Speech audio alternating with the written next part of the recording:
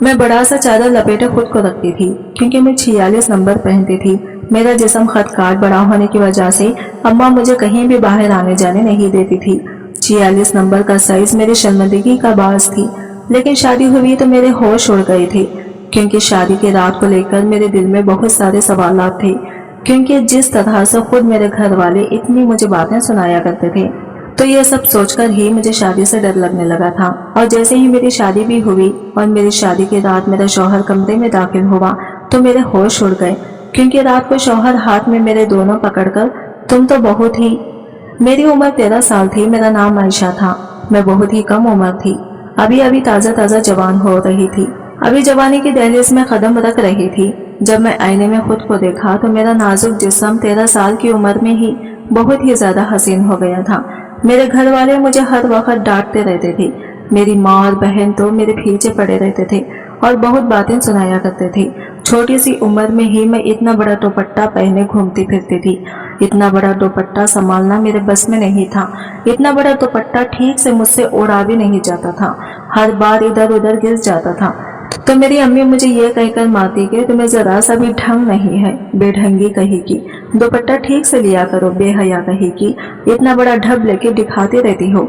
इनकी बातें मुझे कुछ भी समझ नहीं आती थी, लेकिन मुझे बहुत दुख होता था जब ये मुझे मारती थी और मैं हैरान भी होती थी कि आखिर मुझे मार क्यों पड़ रही है।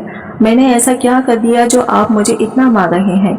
मेरी 5 बहनें थी और मैं सबसे छोटी थी, लेकिन सबसे छोटी होने के बावजूद भी सबसे बड़ी दिखाई देती थी। जैसे जैसे मैं बड़ी होती जा रही थी तो मेरा खदकार जिस्म भी बढ़ता जा रहा था। इतनी तब्दीलियां अपने जिस्म में देखकर मुझे बहुत अजीब सा लगता था। मेरी बाकी बहनें बहुत ही दुबली पतली थी और इनका जिस्म भी इतना बड़ा नहीं था और मेरी सहेलियां भी मेरी तरह नहीं थी। मैंने बाकी लड़कियों को बिल्कुल भी ऐसा नहीं देखा था। कम से कम मेरी उम्र की लड़कियां तो बिल्कुल भी ऐसी नहीं लगती थी। और मेरी अम्मी ने तो मुझे कपड़ों के साथ साथ चादर भी बनाना शुरू कर दी थी। लेकिन मैंने अम्मी से बहुत बार कहा कि मुझे चादर नहीं ओढ़नी, ये मुझसे संभाला नहीं जाता और इस चादर से मुझे बहुत गर्मी भी लगती है। अम्मी चिल्लाकर बोली कि गर्मी गई भाड़ में, इस चादर से अपने जिस्म को छुपाए रखना, नहीं तो तेरी वजह से हम सबको कोई परेशानी झेलनी पड़ेगी। मुझे तो हर वक्त मेरी अम्मी डांटती रहती थी।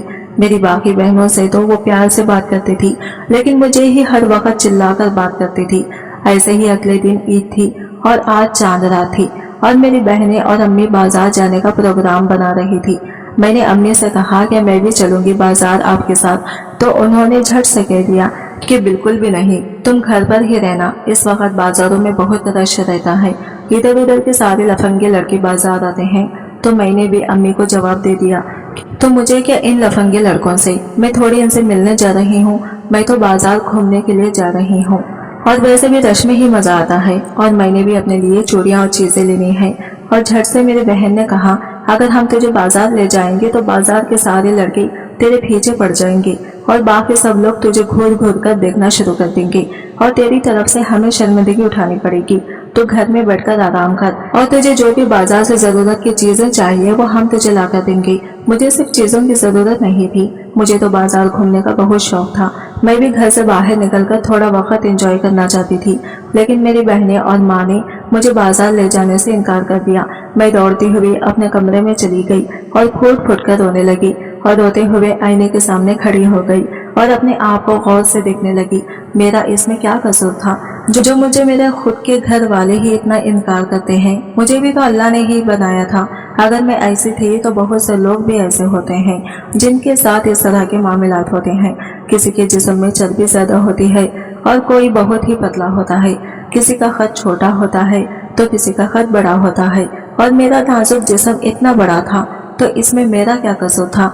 मेरी अम्मी तो मुझे ज्यादा खाने पीने से भी रोकती थी, कोई भी पसंद की चीज खाने ही नहीं देती थी। मुझे खट्टी चीजें खाने का बहुत शौक था, लेकिन मेरी अम्मी मुझे ये तक खाने नहीं देती थी। अम्मी अचार खाने का तो बहुत ही ज्यादा शौक था, लेकिन ये सारी चीजों से मुझसे दूर रखती थी। वो कहती थी, पहले ही तूने खा खा कर अपना जिस्म बढ़ा लिया है, अगर खट्टी चीजें खाएंगी तो और भी बड़ी फैल पड़ जाएंगी। अपनी अम्मी के मुंह से ही इतनी कड़वी बातें सुनना मुझे अच्छा नहीं लगता था। एक दिन मेरी फूफो की बेटी घर आई हुई थी, उसने मुझसे ये उल्टी बात कर दी। उसने कहा, जो तुम्हारा हाल हो रहा है ना, तुमसे कोई लड़का शादी नहीं करेगा, اس کی یہ بات سن کر میں غصے سے لال پیلی ہو چکی تھی۔ اس سے لڑنے کے لیے کھڑی ہو گئی اور میرا دوپٹہ گر گیا۔ ہم لوگ یہ کزن کی شادی میں تھے۔ سب لوگ مجھے دیکھ کر حیران ہو رہے تھے۔ لوگوں نے میری امی سے سوال کرنا شروع کر دیا کہ آپ لوگ سب سے دور دور رہتے ہیں، زیادہ آنا جانا بھی نہیں کرتے، اور اس کو تو آپ کبھی بھی کہیں لے کر نہیں جاتے کہ کہیں کوئی ایسا معاملہ تو نہیں ہے کہ اس کے پہلے شادی ہوئی ہے اور آپ لوگوں نے کسی کو بتایا نہیں اور یہ طلاق لے کے واپس آ گئی ہے۔ میری امی نے کہا کہ آپ یہ کیسی باتیں کر رہی ہیں، میری بیٹی کی شادی نہیں ہوئی ہے، ایسا کچھ نہیں ہوا۔ بس اس دن کے بعد سے تو میری امی نے مجھے کسی بھی شادی میں لے جانا ہی بند کر دیا، اور یہ وہ عمر تھی جب شادیوں میں جانے کا انسان کو بہت شوق ہوتا ہے کہ تیار ہو کر اچھے کپڑے پہنیں گے، سب کو دیکھیں گے، سلام دعا کریں گے، کھانا پینا ہوگا۔ لیکن میری امی نے اب مجھے کہیں بھی لے جانے سے توبہ کر لی تھی۔ آہستہ آہستہ میں بڑی ہونے لگی تو میری مصیبتیں اور بھی زیادہ بڑھنے لگی۔ میری امی کو ہر 4 مہینے بعد میرے کپڑے بنوانے پڑتے تھے۔ اب تو وہ میرے کپڑوں کے اندر اتنا کپڑا رکھتی تھی کہ اگر مجھے کپڑے تنگ ہو جائیں تو وہی سے سلائی کر کے کپڑوں کو کھلا کر دے۔ وہ کہتی تھی کہ تیرے باپ کی تھوڑی سی تنخواہ ہے اور میں تیرے لیے ہر 4 مہینے بعد نئے کپڑے نہیں بنوا سکتی۔ میرے کپڑے بہت جلدی پھٹ بھی جاتے تھے اور ایک ہی جگہ سے پھٹتے تھے۔ میری ایک بہت اچھی دوست تھی جس کا بھائی باہر کے ملک میں ہوتا تھا۔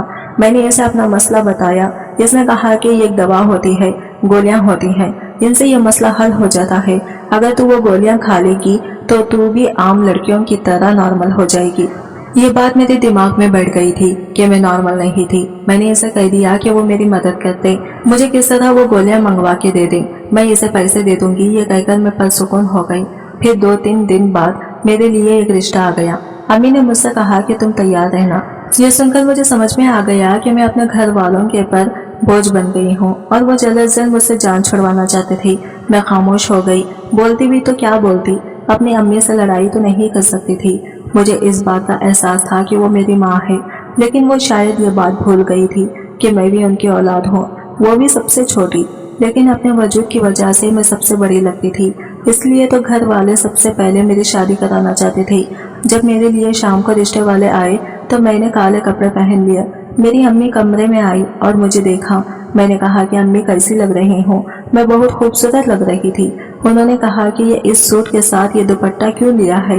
میں نے کہا کہ اس کے ساتھ یہی دوپٹہ ہے۔ امی نے کہا کہ یہ تو بہت چھوٹا ہے۔ میری دوسری بہن کو کہا کہ وہ دوسرا دوپٹہ لے کر آئے، وہ اس سوٹ کے ساتھ چل جائے گا۔ جب میری بہن وہ دوپٹہ لے کر آئی تو وہ بہت بڑا تھا۔ میں نے کہا کہ امی میں اس دوپٹے کو کیسے سنبھال پاؤں گی؟ امی نے کہا کہ سنبھالنا اپنے آپ کو چھپا کے بیٹھنا۔ مجھے ان کی باتیں بہت عجیب لگ رہی تھی، پر انہوں نے مجھے دوپٹے میں ایسے لپیٹ دیا کہ بس میرا چہرہ ہی دکھائی دے رہا تھا، اور مجھے کہا کہ 15 منٹ بعد چائے لے کر باہر آ جانا۔ لڑکے والے آ چکے تھے۔ لڑکے کی ماں، پھوپھی اور دادی آئی تھی۔ وہ لوگ امی سے باتیں کر رہی تھی۔ مجھے میری بہن نے آ کر خبر دی۔ اس نے کہا کہ یہ لوگ تو جوائنٹ فیملی والے ہیں اور ان کا گھر مردوں سے بھرا پڑا ہوا ہے، کیا بنے گا تیرا وہاں؟ تجھے تو اپنے آپ کو اس طرح سے چھپا کے رکھنا پڑے گا جیسے پرانے زمانے میں مصر کے لوگ کیا کرتے تھے، جس میں صرف اس کی آنکھیں نظر آتی تھی۔ وہ بن کے گھومنا پڑے گا۔ وہ بری طرح سے مجھ پر ہنسنے لگی اور اس کے ہنسنے کی آواز میرے دماغ میں کسی ہتھوڑے کی طرح لگ رہی تھی۔ یہ سب مجھ سے برداشت نہیں ہو رہا تھا۔ 15 منٹ کے بعد میں باہر آئی تو جس طرح سے میں باہر آئی تھی، ظاہر ہے انہوں نے مجھے دیکھ کے عجیب سا ہی رد عمل دینا تھا، پر جب میں صوفے پر بیٹھی تو میرا دوپٹہ تھوڑا تھا، کچھ میں خود بھی لاپرواہی تھی اور تھوڑا سا دھڑک گیا، کچھ مجھ سے یہ دوپٹہ اتنا سنبھالا بھی نہیں جا رہا تھا۔ انہوں نے کہا کہ بہن برا نہ منائے، لیکن آپ کی بیٹی کی شادی پہلے سے ہو چکی ہے۔ تو میری امی نے کہا کہ نہیں، اس کی شادی کہاں سے ہوئی؟ یہ تو سب سے چھوٹی ہے، وہ تو چوتھی والی کی پڑھائی چل رہی ہے اور وہ پڑھائی میں بہت لائق ہے، اس لیے ہم چاہتے ہیں کہ وہ پڑھائی پوری کر لے تو اس کی شادی کروا دیں گے۔ انہوں نے کہا یہ تو شادی شدہ لگ رہی ہے، ایسا لگ رہا ہے کہ اس کے 2-3 بچے ہیں، اور یہ ہے، یہ ایسی گئی ہے، چاری رل بالکل ویسی لگ رہی ہے۔ یہ تو غیر شادی شدہ لڑکی نہیں لگتی۔ غیر شادی شدہ لڑکیاں تو دبلے پتلے ہوتے ہیں، مانا کہ شادی کے بعد عورت کا وزن تھوڑا بڑھ جاتا ہے اور جسمانی شکل بھی بدل جاتا ہے، لیکن شادی سے پہلے تو میں نے کسی لڑکی کو ایسے نہیں دیکھا۔ میری امی نے کہا کہ نہیں، ایسی تو کوئی بات نہیں ہے، ہم آپ کو قسم دینے کو تیار ہیں، اب اس سے زیادہ اور کیا ہوتا ہے؟ انہوں نے کہا کہ نہیں، ہمیں تو معاملہ اور ہی لگ رہا ہے، ہمارا بیٹا بڑا لاڈلا ہے और फिर आजकल तो ठीक ठाक लड़कियों की भी लोग मुंह भर भर के बातें करते हैं। आपकी बेटी को ब्याह कर ले जाएंगे तो सारी जिंदगी लोगों के सवालों के जवाब देने पड़ेंगे। हम माफी चाहते हैं।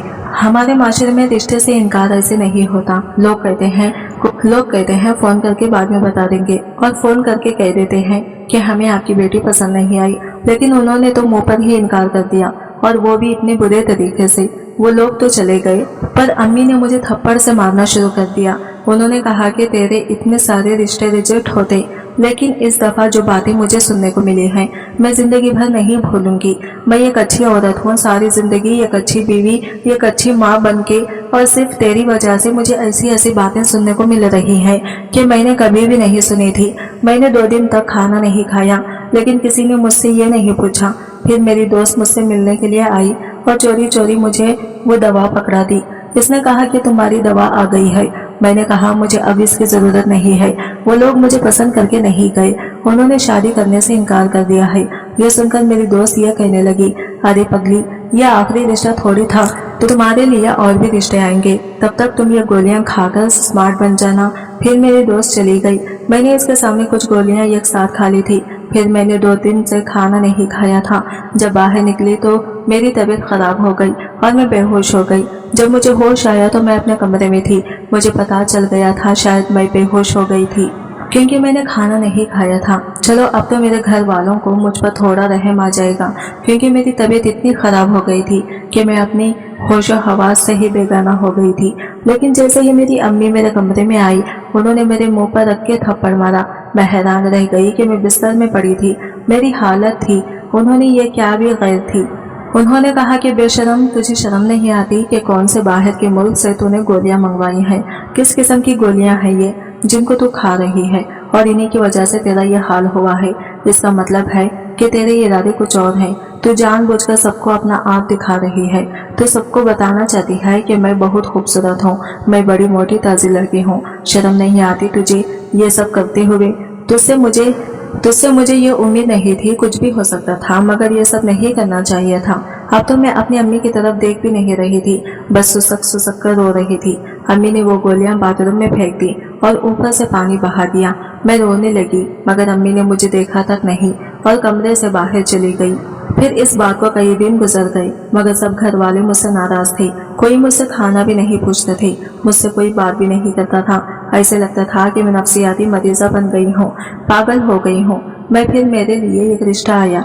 लड़के की माँ देखने के लिए आई थी, लेकिन लड़की की माँ की आंखें कमजोर थी। इनके साथ इनकी एक भांजी भी थी। इसने इन्हें बताया कि लड़की अच्छी है, हमें पसंद है। मैं चुपचाप बैठी थी, कोई मैंने बात नहीं बोली, अपने आप को चादर में छुपा के रखा था। मेरी बहनें हंस रही थी कि अगर तुम्हारी सास की आंखें कमजोर न होती तो वो भी तुम्हारे लिए हाँ ना बोलती। और जो लड़के साथ आई थी इसकी उम्र तो कम थी, इसे क्या पता था कि तुम्हारी क्या हालत है।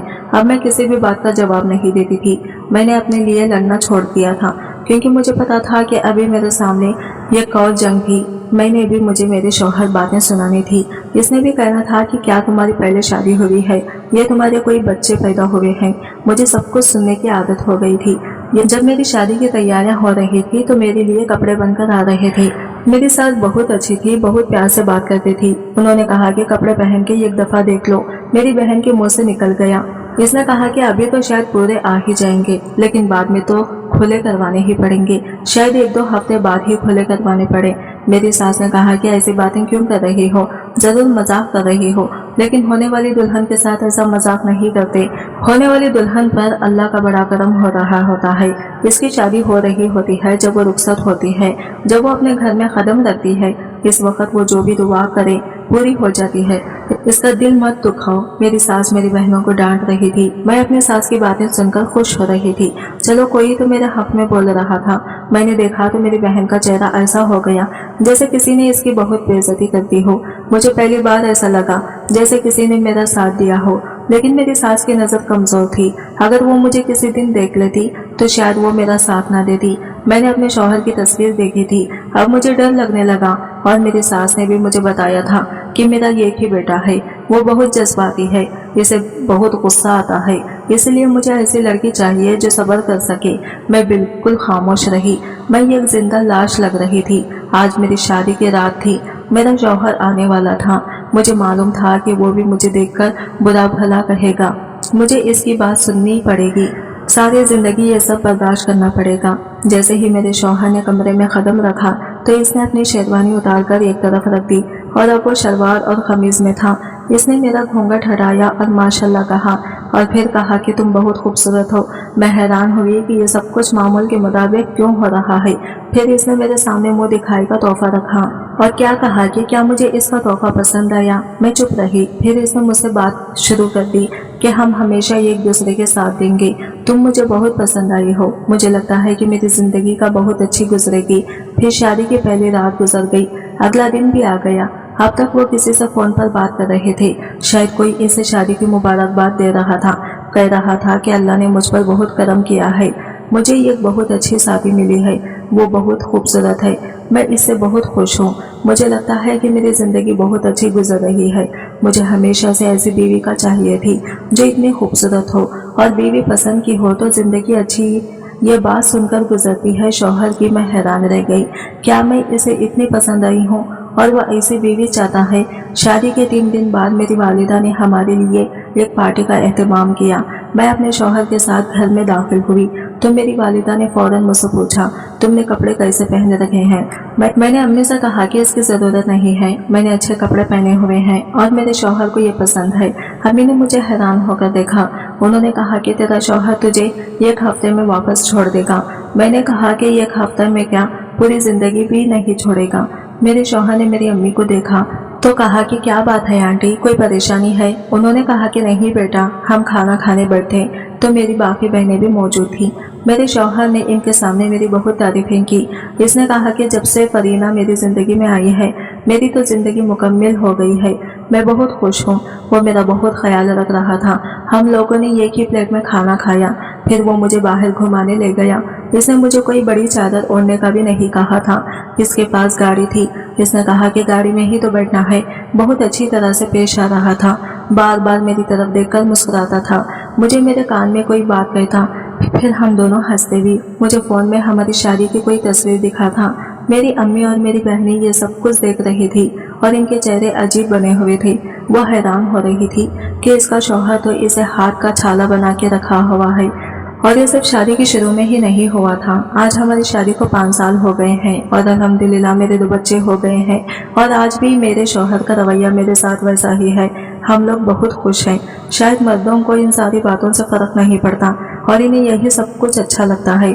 अल्लाह का शुक्र है कि मेरी माँ और बहनों ने तो मेरे दिल पर बहुत जख्म लगाए, पर मेरे शौहर ने वो सारे जख्म भर दिए। शादी से पहले मैंने बहुत दुख देखे थे, मगर शादी के बाद मेरे शौहर ने अपनी मोहब्बत से ये सारे दुख सुख में बदल दिए थे। आज मुझे अच्छा शौहर मिल गया जो मेरा बहुत ख्याल रखता है और इसने आज तक कभी मुझे ऐसी कोई बात नहीं की जिसकी वजह से मुझे अपना आप छोटा या कमतर महसूस हो। मैं इसके साथ बहुत खुश हूँ। इसकी माँ एक अच्छी औरत है और इसकी माँ ने इसकी तरबियत बहुत अच्छी की है, इसे औरत की इज्जत करने वाला मर्द बनाया है। आज मेरे 2 बेटे थे, इसलिए मैंने सोचा कि मैं भी अपने बेटों की ऐसी ही तरबियत करूंगी ताकि मेरी जैसी किसी लड़की को लोगों के ताने न बर्दाश्त करने पड़े। आज की वीडियो कहानी आपको कैसी लगी कमेंट करके ज़रूर बताइएगा और वीडियो अच्छी लगी है तो लाइक शेयर ज़रूर कीजिएगा, हमारे चैनल को सब्सक्राइब करें फ्रेंड्स। मिलते हैं अगले नई वीडियो के साथ, तब तक के लिए बाय बाय, टेक केयर, अल्लाह हाफिज़।